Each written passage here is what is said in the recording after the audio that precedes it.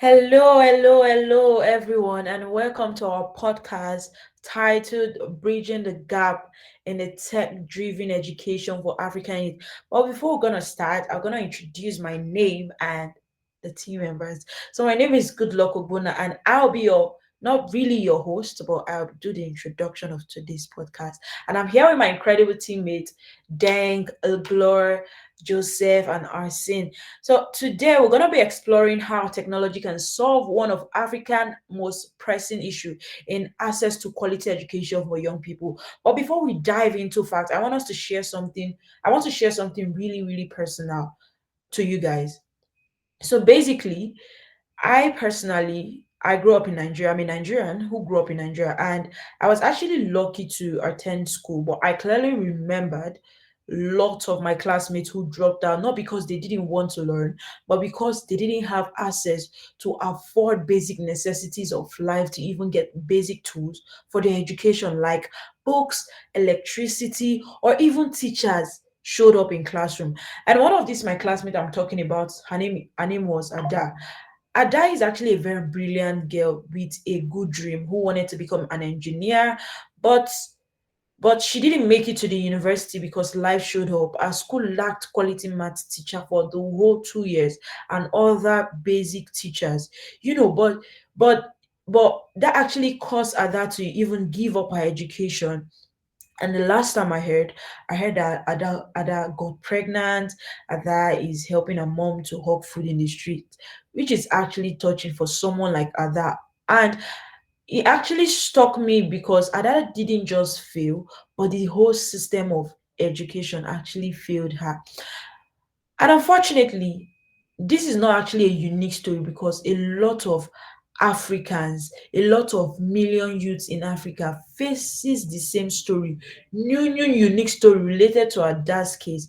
Every time, millions of youths are being left behind, not because they lack the potential, but because they lack the opportunity, that access to quality education. And this is why we are here to discuss on this topic, this pressing matter. Like right now, if you can see my face, you know I'm being bothered, right? Because it is actually touching seeing Ada of someone that has a good dream getting pregnant and helping her mom to walk food in the streets. And yeah, we are here to actually discuss more about this pressing issue, and my team member will be here to like discuss more about the solutions and so on. So let me give the room to yeah the other person that have a suggestion to talk about. Thank you. Thank you. Allow me to hand it to uh, Gori to continue with giving a solution. You can say it. Yeah, thank you.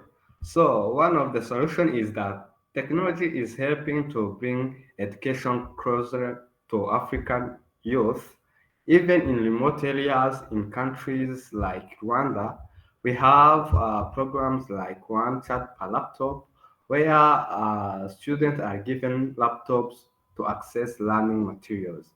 This helps them to learn in time even without a teacher in the classroom.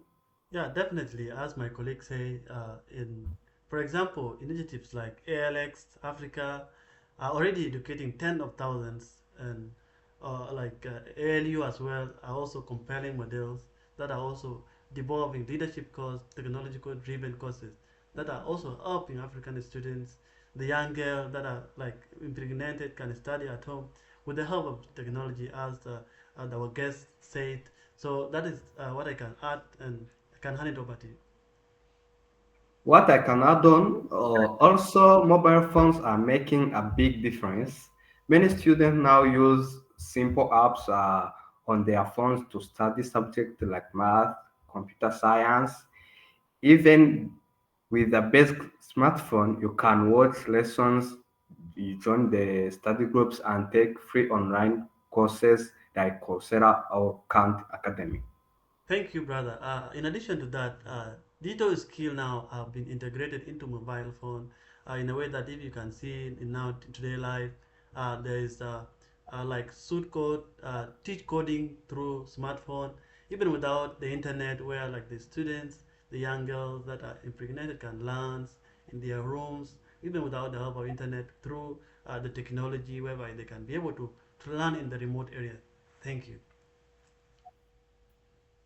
Yeah, through technology, learning is no longer limited to a classroom. With the internet, you can learn from teachers all over the world and you connect with learners. This is changing our lives. Yeah, to add on that, technology is not only like is not enough. If I can say that, we also need to empower teachers. Like for example, such as the program that is in Uganda is called uh, uh, the teachers for Uganda is a program that is educating teachers on how to leverage technology platform to make some changes, like making like engaging students on how to navigate AIs. Those things can also be good in navigating technology.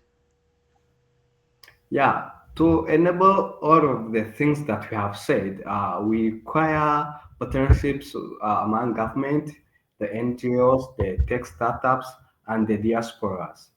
Together, we can build a sustainable system that leads to all learners. Thank you. To summarize this solution we have been talking about, it is not only about solving an issue, it is about creating a future where African youth are the leaders of technology, innovation, and change. Thank you. Thank you. Yeah. Talking of the solution, I think we are supposed to also know the target market. Let me hand it to Arsene to talk about the target market and stakeholders to put in place.